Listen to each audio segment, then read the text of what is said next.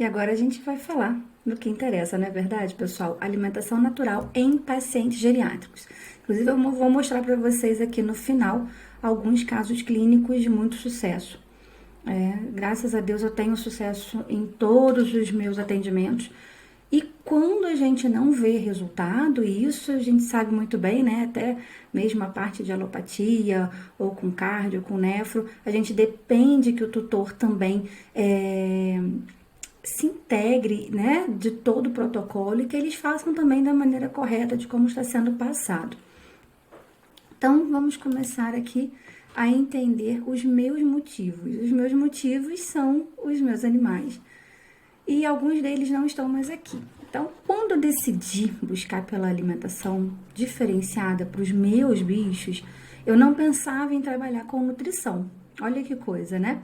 Eu pensava em simplesmente mudar aquela situação. Eu achava que eles comiam a mesma coisa todo dia e que talvez aquilo pudesse até estar ajudando a adoecê-los. Talvez eu não estivesse escolhendo, né, o melhor produto para eles, enfim, por não entender mesmo de nutrição. Então, comecei a fazer cursos na área e comecei a aplicar. Esse daqui, que é o Jimmy, o meu chow-chow, ele vai aparecer aí no caso clínico. Esse é o Thor, teve linfoma. O Vitor Hugo, esse ele morreu de velhice mesmo, não teve, graças a Deus, não teve nada. E cadê? A minha cockerzinha Nikita, ela não tá aqui, mas ela teve câncer. Assim, os três aqui tiveram câncer. O Jimmy, ele não veio a óbito por causa do câncer, tá? O Thor, sim, e a Nikita também, que é a minha cocker. Mas o quadro dela eu nem coloquei aqui também, não. Coloquei somente o do Jimmy e de alguns pacientes, porque senão fica aquela coisa, ela só mostrou os dela, né? Mas não, eu mostrei mais aqui de clientes, para que a gente pudesse ter aí uma ideia de quadros diferenciados também, né? E todos esses outros estão comigo atualmente, são super saudáveis, desde então todos com a minha alimentação natural e graças a Deus nunca precisaram nem fazer limpeza de tártaro. Então vamos ver aqui alguns conceitos básicos para a gente poder entender o que eu vou falar na sequência sobre a alimentação na idade senil, tá? Qual o conceito e o objetivo da nutrição funcional? Quando a gente trata da nutrição, a gente busca tratar os aspectos individuais daquele ser vivo, tá? Os aspectos individuais, a parte bioquímica, a gente vai integrar, tá? Todos os órgãos envolvidos, porque a gente vai tratar na nutrição o organismo como um todo. Então, não adianta só ver que o meu paciente, ele tá com uma pancreatite, mas não ver qual foi a causa daquela patologia e também tratar o que mais pode estar envolvido com aquela doença, não é verdade? Então, a nutrição, ela busca isso, ela tem um objetivo único, que é nutrir e tratar o organismo como um todo. E para isso, lógico, aí seriam várias aulas em vários momentos diferentes, a gente aprender o passo a passo de se trabalhar a nutrição, e onde a gente vê que tudo começa pela boca, também existe uma parte intestinal seriamente envolvida, até porque ela envolve aí também o nosso sistema imunológico. E o objetivo vai ser esse, rastrear toda a sintomatologia, os sinais, o que está acontecendo com aquele paciente e observar as características individuais. Eu preciso saber se ele está se alimentando bem, se tem excesso de alimentação, excesso de quilocaloria, de nutrientes. Às vezes ele faz suplementações por conta própria. Eu acho que esse daqui é bom, eu vou dar. Quantas vezes a gente não pega pacientes onde o tutor ele está dando uma suplementação por conta própria? Eu comprei aquele probiótico, aquela bisnaguinha, eu dou sempre. Às vezes nem sabe muito bem para que significa, mas às vezes fez uma pesquisa na internet, ou fez aquele tratamento com você há anos atrás com corticoide para uma coceira, uma dermatite, e ele acha que aquilo resolveu. E quantos aqui já não pegaram caso assim? E ele continua utilizando aquilo pelo fato da receita não ser controlada, ou até mesmo pela facilidade de poder comprar numa loja pet, na verdade. Ele vai lá, liga, pede e ainda entregam na casa dele, ainda mais no momento atual. Então, a gente precisa correlacionar tudo o que está acontecendo, todo o histórico daquele paciente. Quando vem um paciente para mim, como que eu cuido dele? Eu entro em contato com o veterinário que me indicou, ou a pessoa me procurou, né, aqui na própria cidade mesmo, e ele quis entrar em contato comigo diretamente, não foi uma indicação de outro colega, eu peço para que ele passe pelo outro colega, porque hoje eu trabalho somente com a nutrição, para que a gente possa fazer todo um histórico e exames clínicos, né? Fechar um diagnóstico do que aquele animal tem, pesar, para que eu possa fazer toda uma estrutura nutricional em comum acordo ali com o veterinário que está atendendo. Por que isso? É importante que a gente trabalhe em equipe na nutrição. Eu não posso simplesmente, a não ser que eu tivesse uma clínica, lógico, né, atender aquele paciente por completo. Mas quando eu me dedico a trabalhar somente com a nutrição, eu dependo muito do meu colega, porque ele vai fechar um diagnóstico, ele vai coletar o exame, ele já cuida muitas vezes daquele paciente há muitos anos. Então, é um colega que se faz necessário como uma peça-chave também nos meus protocolos nutricionais. E aí, nisso, a gente vai identificar o que está acontecendo. É sedentário? Tem outros animais na casa? Todas essas interações externas e internas também, saber se ele é um ambiente estressante, onde o tutor já chega gritando, chega nervoso do trabalho, tudo isso influencia, inclusive energeticamente, os nossos animais. Então, a gente vai ter aí a semana inteira com vários colegas falando cada um de uma área da medicina veterinária integrativa, que é uma área que, além de estar crescendo muito, quando a gente começa a se envolver com ela, trabalhar com ela, a gente vê muito sentido em todas aquelas situações que estão ocorrendo com o nosso paciente. Então, o objetivo é esse: a gente tem que rastrear tudo o que está acontecendo com esse paciente, fechar um diagnóstico descobrindo a causa, não somente a sintomatologia, e tratar na raiz do problema. A gente tem que tratar a raiz para nutrir esse paciente. Porque se a gente não nutre a raiz, se a gente não aduba uma planta, não é verdade? Ela não vai ser frondosa, ela não vai ser uma planta bonita, com folhagens, né, verdes, ou com a coloração mesmo de uma planta. Por exemplo, eu ganhei uma tulipa essa semana, linda, super vermelha, viçosa, mas se ela não tivesse bem cuidada, ela estaria murchando, ela estaria, na verdade, se degradando. Então, a gente precisa adubar a terra, e é assim a nutrição, para que a gente possa ter aí um organismo saudável. Se a gente for parar para pensar, a gente nutre de dentro para fora. A nossa pele, o nosso cabelo, as nossas unhas refletem muito de como está o nosso corpo por dentro.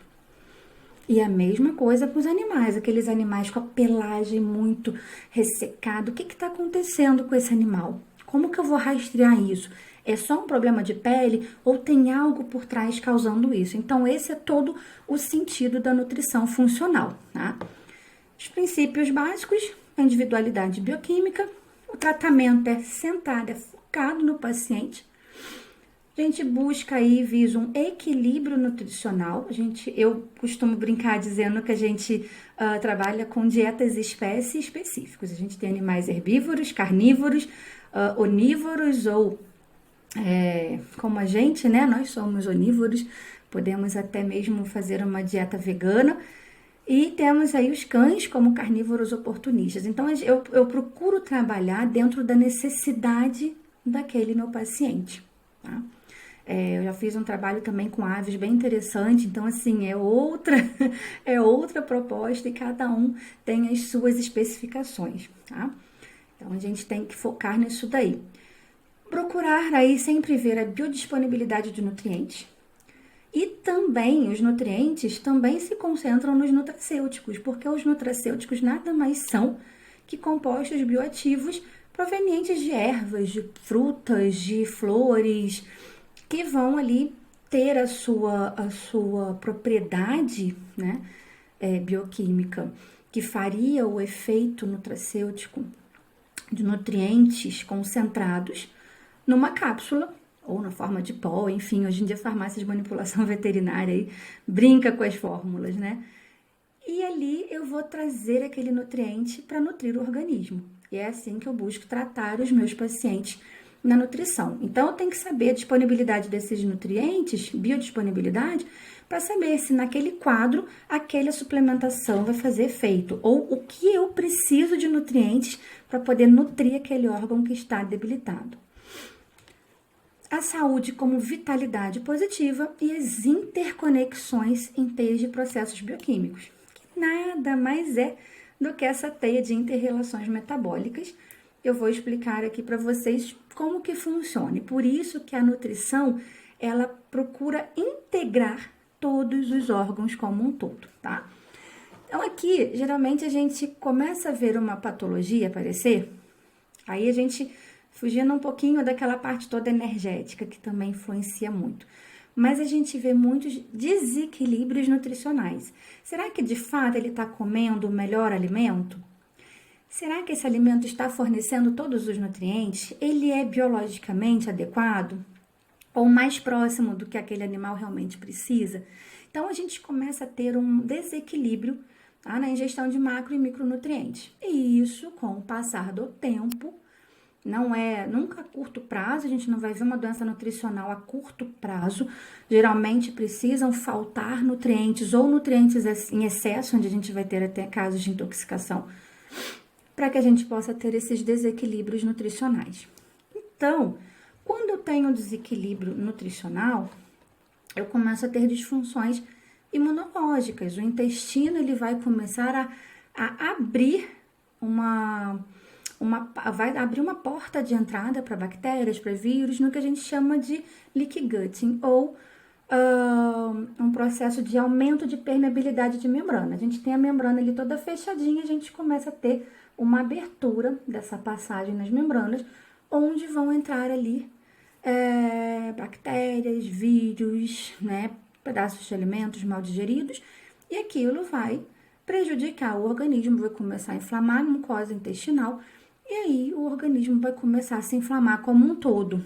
E o intestino ele está diretamente ligado ao sistema endócrino, ao sistema neurológico, a toda a parte metabólica do nosso organismo. Então, eu costumo dizer que quando a gente tem qualquer patologia que seja, o foco do tratamento precisa ser a nível intestinal. A gente precisa fechar essa barreira, a gente precisa cuidar da imunidade. O nosso sistema imunológico está lá em peso. 70% do sistema imunológico do organismo está na parte intestinal. Então, é sim muito importante a gente cuidar disso. Então, aqui a gente tem a interação corpo e mente, problemas de detoxificação, o fígado também sobrecarrega, o intestino, desculpa, sobrecarrega o fígado quando ele está debilitado, por causa até de translocação bacteriana também, tá? Ele vai ativar fatores aí inflamatórios, fazendo com que a gente tenha disfunções hepáticas. Desequilíbrios estruturais, tá? Desequilíbrios de lipídios, aqui alterações gastrointestinais, às vezes aquele paciente que não melhora nunca de uma colite, a gente precisa estudar melhor o que está acontecendo. Nossa, eu dei tanto antibiótico para esse animal, fiz todo o protocolo como manda o figurino e ainda não está melhorando. A gente não tem o conhecimento, a gente não aprendeu, pelo menos quem já é formado há mais tempo, que a gente necessita fazer depois um pool de probióticos por um prazo maior, um período maior, para que a gente possa reprogramar esse intestino.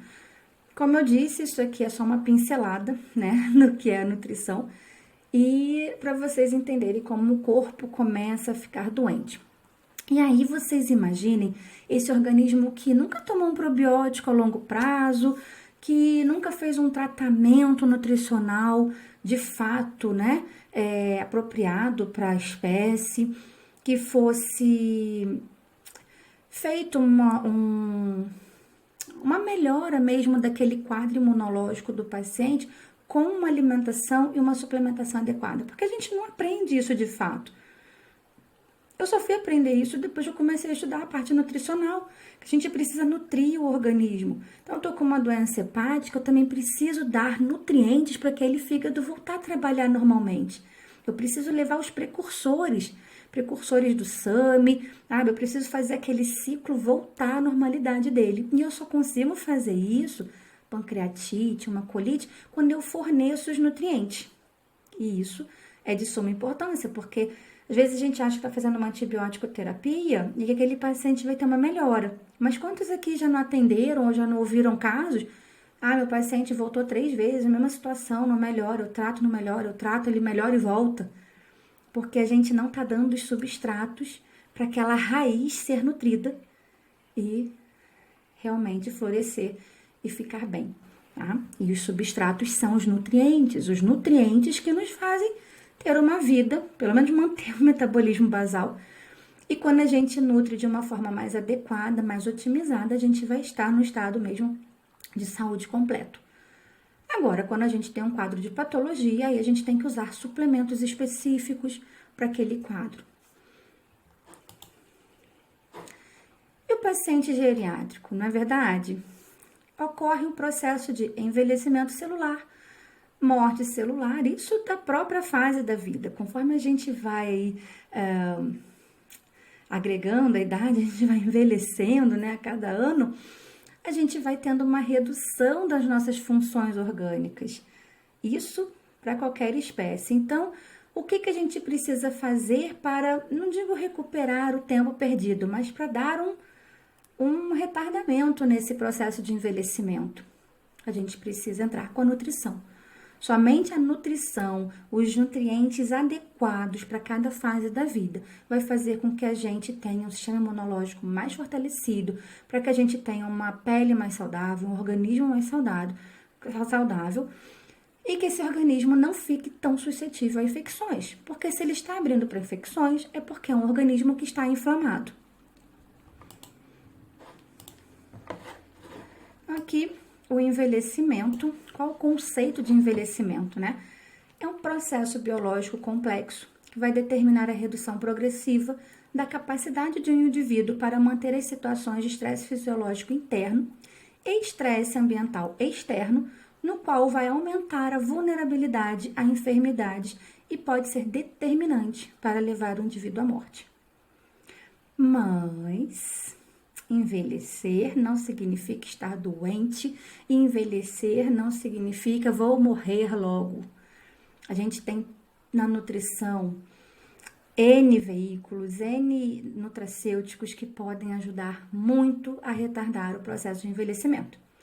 Alguém aqui diz que eu vou fazer 41 anos esse ano?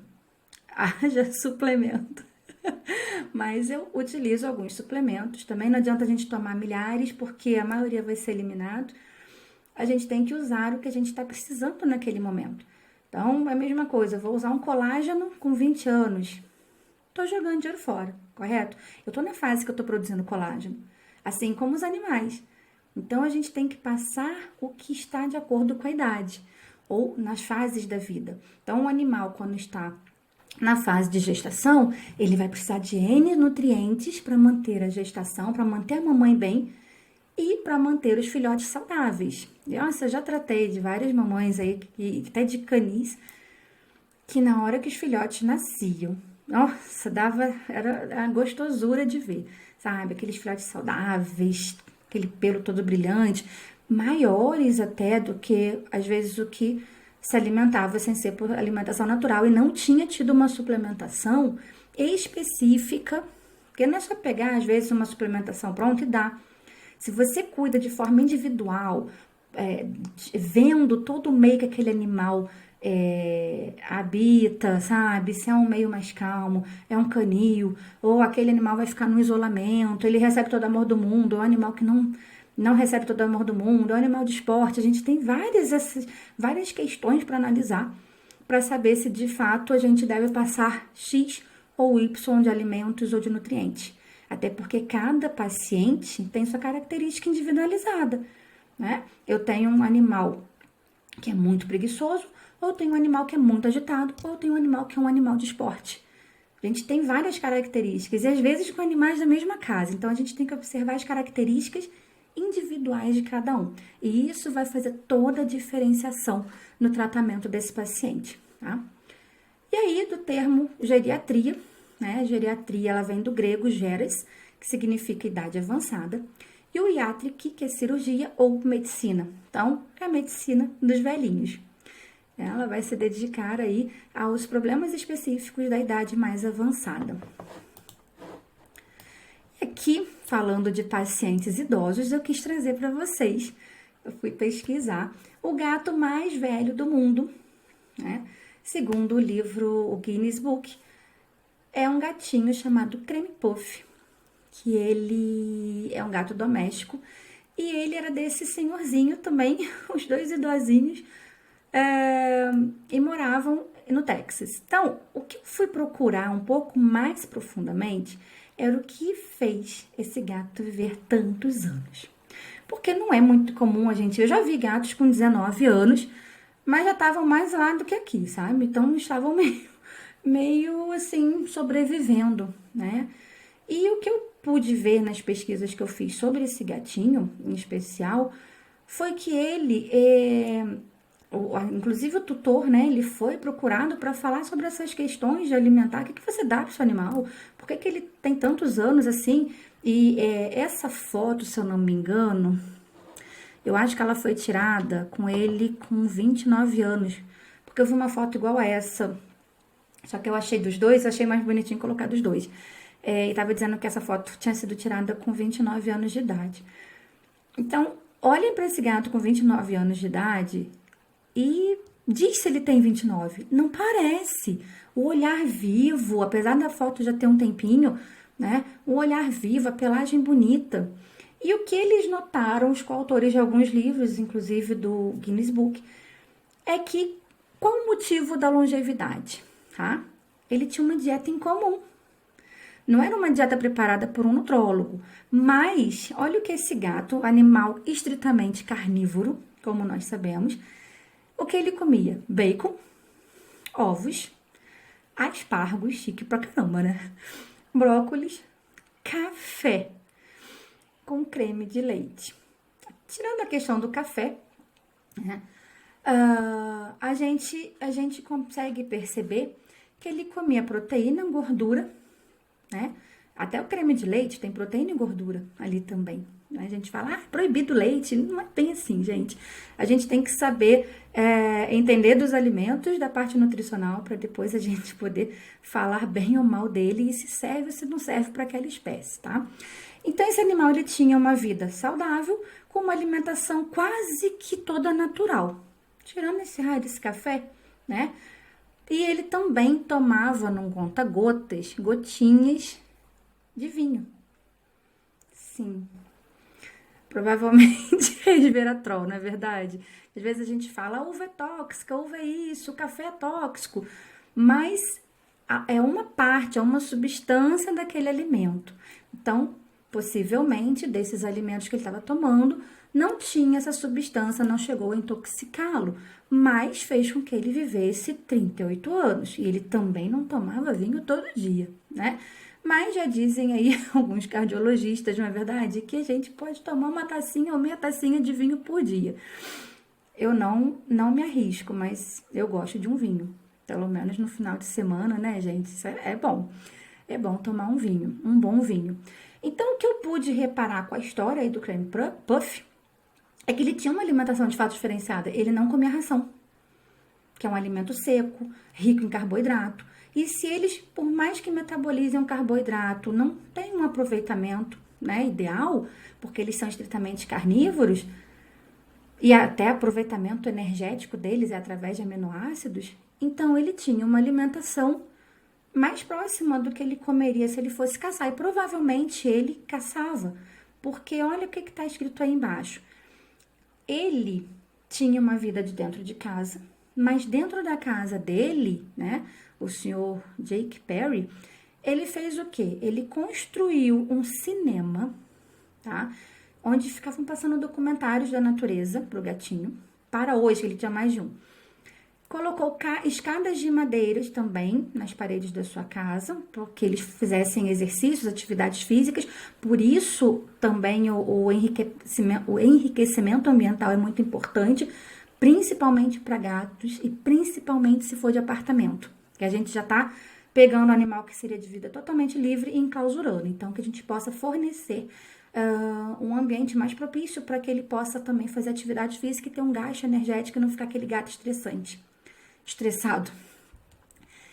E também tinha um recinto no quintal, onde os seus animaizinhos frequentavam o ar livre. Então, eles estavam em contato com a natureza. Então, isso é muito importante para a vida de um gato, que são animais não só estritamente carnívoros, mas de vida livre, são super caçadores, e eles acabam tendo o seu instinto muitas vezes, né, fechado, porque a gente coloca no apartamento, nada contra, mas é porque a gente, sem conhecer, né, acaba enclausurando uma espécie que é livre, e aí a gente causa tantos problemas para esses animaizinhos. E aqui eu também não podia deixar de fora, fui pesquisar o cão mais velho do mundo. Bem, segundo o Guinness, e eles buscam por registro, né, pessoas que tenham registro, esse cão foi o mais velho do mundo. Hoje a gente já tem relatos de outros, mas ele morreu aí com 29 anos e 5 meses. E era um cão boiadeiro. Olha que bacana, um cão de vida livre, que vivia na natureza. E também comia carne, enfim, alimentos da natureza, tá? E ele trabalhou como boiadeiro por quase 20 anos. Então, isso, gente, fez com que ele tivesse total contato com a natureza, né? Então, isso realmente faz com que ele tivesse uma vida mais livre, tivesse uma vida mais saudável. É uma atividade física, não deixa de ser uma atividade física. Assim como o gatinho subir as escadinhas, as plaquinhas de madeira, poder correr no quintal, ter essa vida livre. Os meus gatos têm vida livre no quintal. Corre, sobe árvore, desce, sobe, desce. De vez em quando eu tenho que arrancar o Garfield de lá, porque ele às vezes sobe e não sabe descer, né? Então, essa vida livre os faz mais saudáveis, né? Então, a gente também precisa analisar isso, incentivar o tutor a levar o seu animalzinho para caminhar, para correr, ou deixar num local onde ele possa ter um adestrador que possa fazer atividades com ele, se às vezes o tutor não tiver tempo. Mas o que a gente precisa fazer como profissional é estimular a isso, é estimular a ancestralidade desse animal. Ele não vai ser agressivo por isso, ele vai ser feliz porque ele está fazendo coisas que ele faria.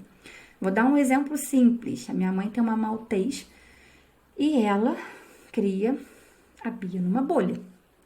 É um bebê dela.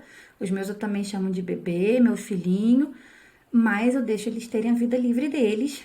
Vai, corre no quintal, sobe em árvore, volta, né? Come alimentação aqui crua, que eu dou alimentação crua para eles.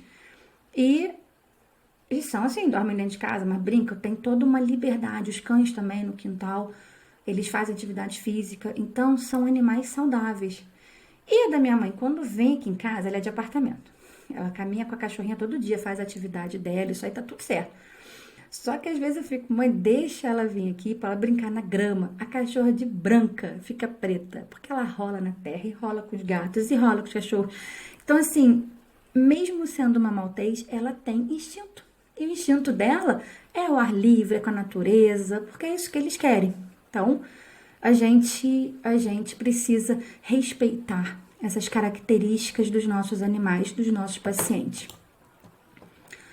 E aqui uma coisa que eu gosto de falar e sempre deixar bem claro, que a gente não deve fazer terrorismo nutricional. Por quê? Se a gente ficar proibindo muito, ou se a gente restringir muito, ou se a gente, olha, você só pode comer salrona do Himalaia, com aquele aspargo lá na Noruega, aí acabou, você perdeu o cliente, você não vai conseguir fazer uma boa nutrição, um bom acompanhamento nutricional, tá? Então, a gente não deve focar no fazer dietas, mas as escolhas certas para o meu paciente, de forma individual e sempre passar para o tutor as informações mais corretas possíveis, tá? Mais corretas possíveis. A gente deve fazer as melhores escolhas para os nossos pacientes. E isso vai ser o sucesso do nosso protocolo nutricional, tá? Sempre, sempre. Isso já são aí 6 anos de experiência e sempre dando certo. Porque a gente precisa, já fiz vários tipos de protocolo, de vários tipos de patologias. E lógico, quando eu comecei, né, a gente sempre começa ali com certas restrições, com certos medos e anseios, mas a gente vai melhorando protocolos, a gente vai estudando mais, a gente vai entendendo mais do assunto e isso faz com que a gente faça as coisas com mais propriedade. E graças a Deus sempre deu certo.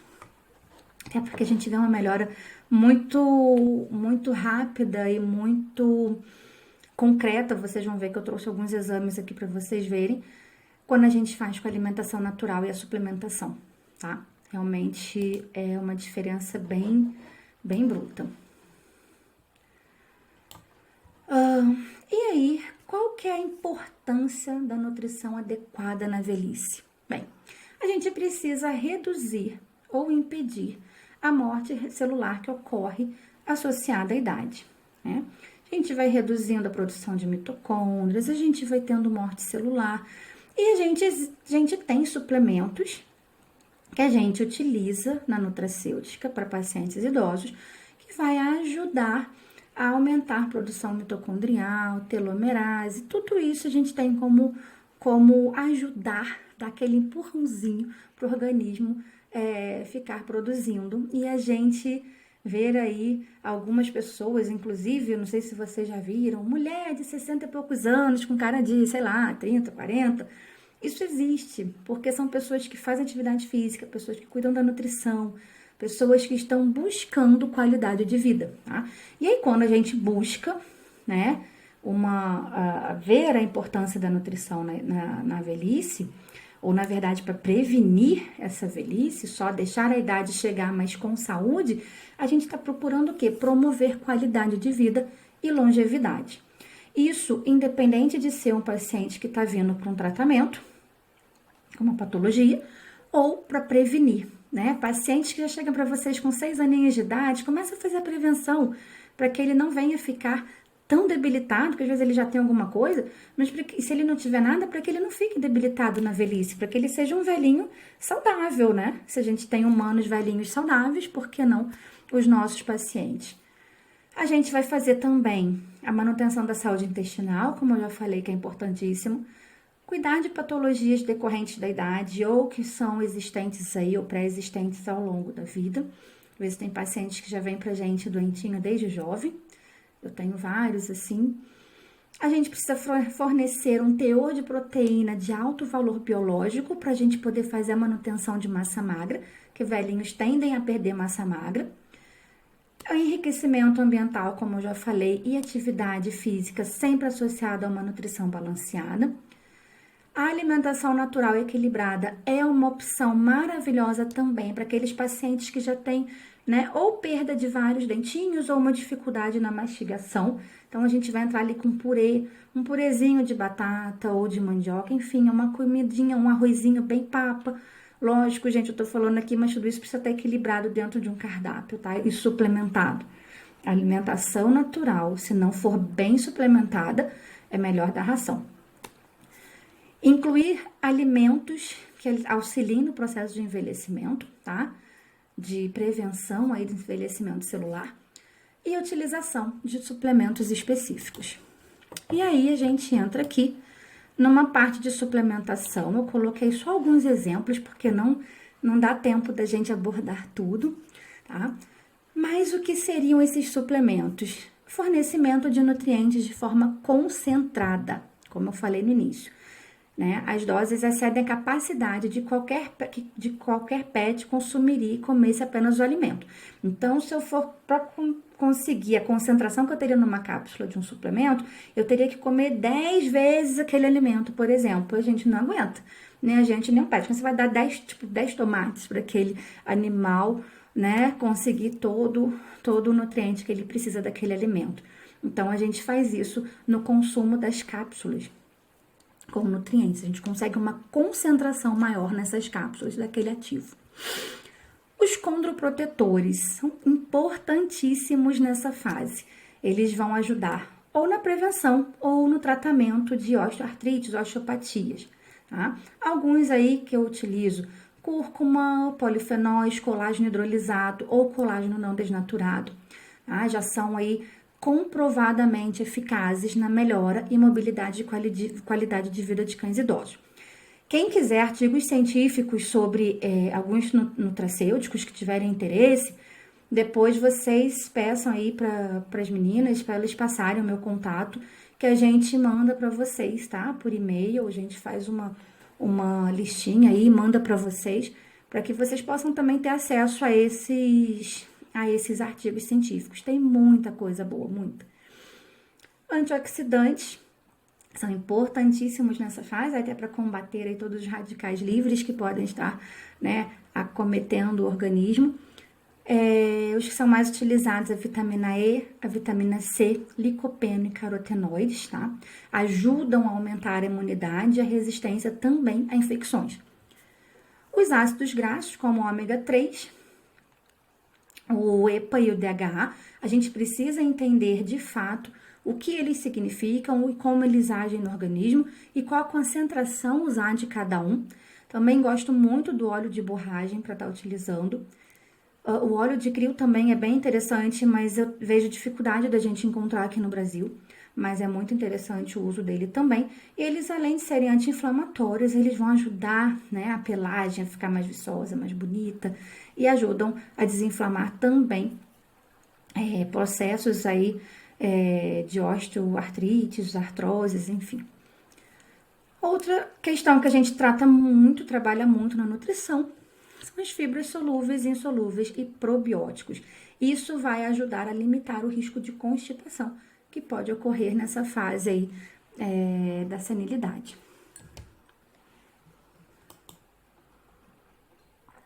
Aqui, vamos... e esse é o de IME, em memória. Quando ele teve a polirradiculoneurite.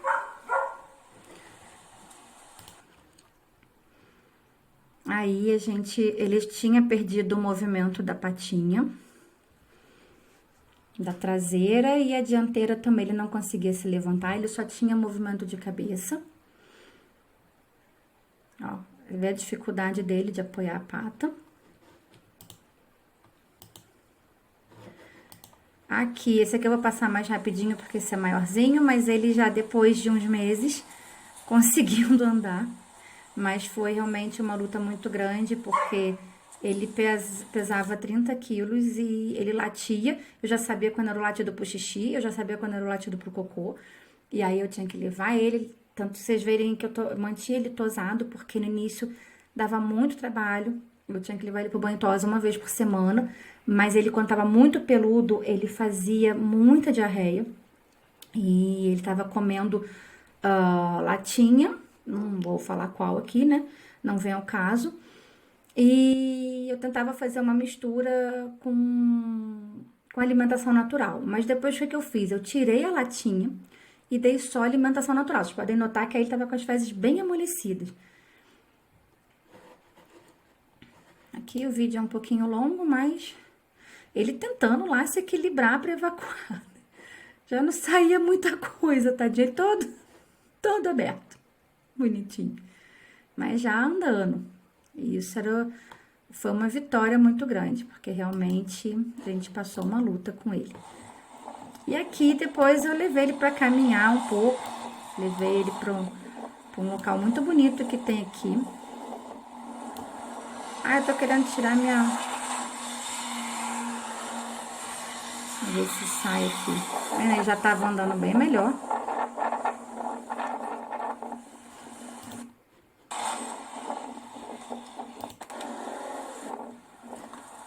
E a Bela, que eu tenho ela até hoje, muito louca. Ela apaixonada nele, mas derrubava ele, por isso que eu não deixava muito ela perto dele, porque acabava machucando, né, ele sem andar. E aqui ele comendo, voltando a comer o pratinho dele de alimentação natural, pratinho básico, né?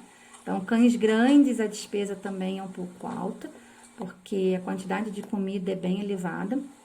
E a suplementação, ainda mais os nossos pacientes, que é por quilo, né, de peso vivo. Mas aí já mostrando total vontade de comer, coisa que ele não tinha. Ele ficou na seringa por 1 mês e meio, 2 meses. Super trabalhoso. Cheguei a passar sonda também, porque eu mesma já não tava mais aguentando. Era dia e noite sem dormir, para poder cuidar dele. E aqui, para mostrar para vocês que os bichinhos precisam da vida saudável, esse é o meu Lucky. Ele foi resgatado da estrada, ele não tem movimento dessa patinha. E a Bela, super feliz, também na praia. Tendo, assim, só que é uma labrador, né, gente? Sem noção, então ela tinha uma corda de 20 metros pra poder não fugir. Eu quase perdi o braço porque ela puxava com tanta força. Mas a alegria deles estarem em contato com a natureza, né? Nunca tinha ido na praia, essa daí foi a primeira vez. E para vocês verem como eles têm essa necessidade de estar perto da natureza, né? E é importante, sempre que puderem, indiquem os tutores e vocês mesmos também com os seus procurem levar para fazer passeios, atividades físicas. Às vezes a gente parar para pensar, santo de casa não faz milagre, às vezes a gente acaba não dando tanta atenção para os nossos, mas eles também merecem ter atenção. Estão ficando muito doentes por falta de atenção, por falta de terem uma atividade que manteria a ancestralidade dele, né? Então, quando a gente trabalha com alimentação natural, que a gente volta para esse lado, a gente busca a ancestralidade daquela espécie. Como ele seria, ou como ele faria se ele vivesse na selva, na floresta, enfim, se ele tivesse que caçar.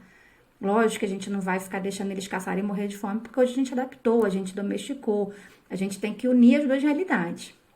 Os meus aqui em casa, principalmente os gatos, eu deixei eles terem uma vida livre de caçarem. Inclusive o Pixel e o Garfield, que tem apenas 8 meses, aos 2 meses eles caçaram um passarinho, trouxeram e comeram. Então o instinto deles é muito aflorado desde a infância, mas justamente porque eu deixo sair, caçar. Então eles não brincam com a caça, eles sabem que estão caçando para comer. É uma necessidade alimentar deles. Outro dia eu tava aqui no meu escritório, eu tô ouvindo crack, crack. Quando eu olhei, Pixel com um passarinho enorme comendo a asa. Né? Mas, assim, é da espécie, a gente respeita isso, né? Eu acho que é o mais importante. Aqui um quadro de um canino macho, um cocker, com pancreatite. Essa pancreatite era recorrente, tá? Ele já estava há 2 anos tendo pancreatite recorrente. Tinha nódulos no pâncreas, hepatopatia também estava bem elevada, hipertensão arterial, nefropatia. Segundo os védicos que me passaram o caso, falaram que foi pelo o excesso de antibiótico terapia ao longo desses 2 anos. Então, aqui vocês podem ver o hemograma, com a anemia normocítica normocrômica, ureia aqui elevada, creatinina. Aí é que a gente vê que a gente não faz milagre na nutrição. E quando a gente tem várias patologias envolvidas, várias sintomatologias, a gente precisa cuidar do que tá pior.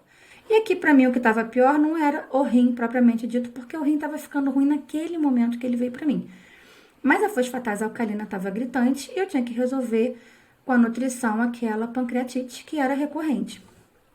Então, como nada daquilo que estava sendo feito estava adiantando, a gente tirou tudo que ele estava tomando de alopatia, com consentimento dos colegas, lógico.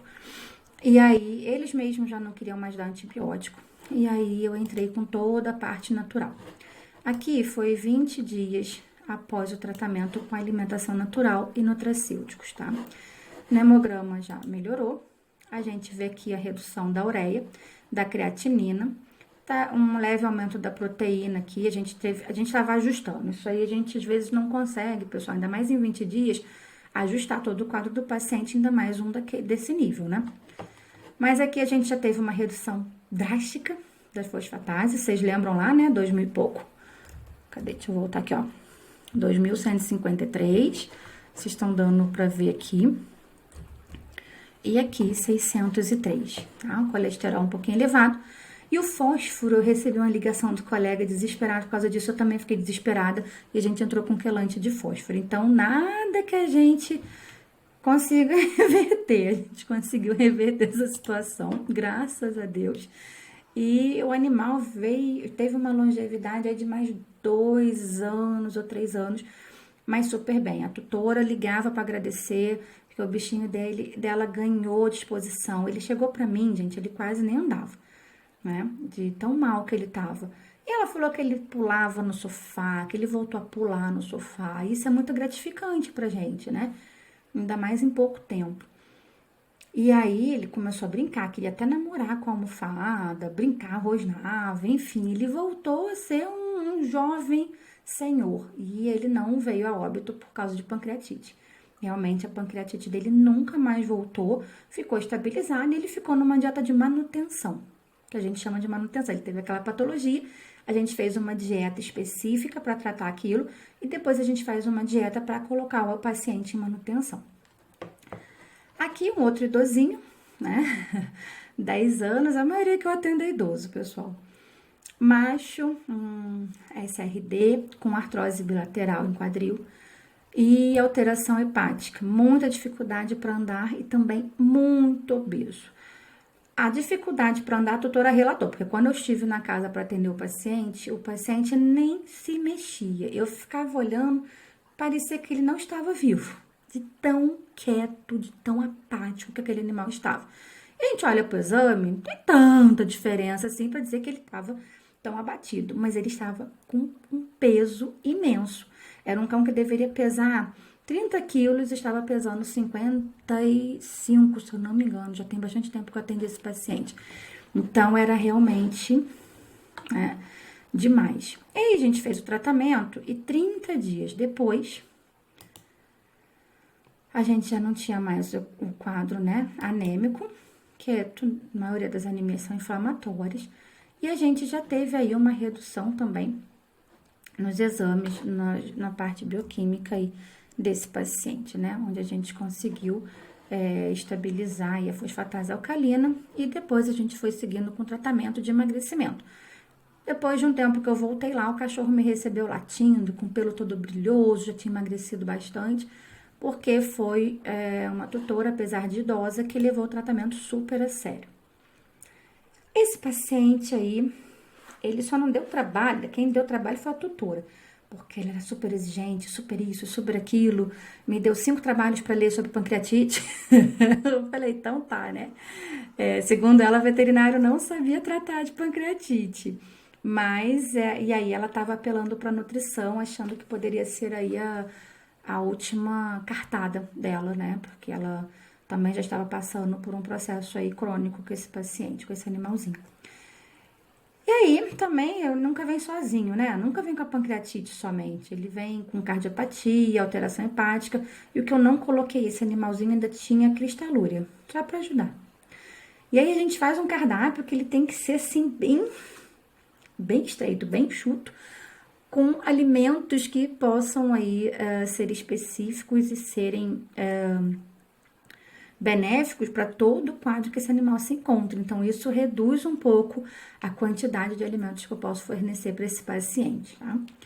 Então, aqui a gente tem o primeiro exame dele, o primeiro hemograma, algumas taxas elevadas e amilase e lipase bem alteradas.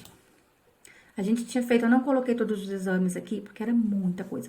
A gente fazia, a cada 15 dias, ela repetia todos os exames, e era muita quantidade. E aí, para colocar tudo aqui também, ia ficar muito maçante. Mas, resumindo, né, 20 dias após, o quadro anêmico também passou, porque você trata a inflamação, você consegue desinflamando o organismo e a gente some com esse quadro inflamatório. Aqui, triglicerídeos, tá vendo, ó? A amilase e lipase, ó, de 7.000 para 3.400. A lipase também reduziu significativamente.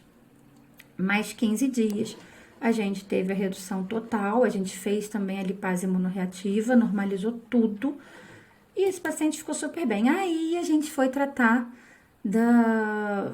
junto a cristalúria, mas eu não podia entrar com tudo que é suplemento junto. Então, eu tentei tratar o máximo que eu pude com a alimentação. E aí a suplementação eu fui utilizando para o que era mais grave primeiro. Eliminamos, aí a gente foi utilizar para outra situação, eliminamos, e aí depois a gente foi tratando a cristalúria como um todo, tá? E esse animalzinho tá bem até hoje, foi um dos meus primeiros pacientes. E ele já tinha 13 anos na época. Aqui um pacientezinho macho, um West, ele tinha dermatite generalizada, tinha feito exame, né, e deu aí que ele tinha realmente a deficiência de IgA.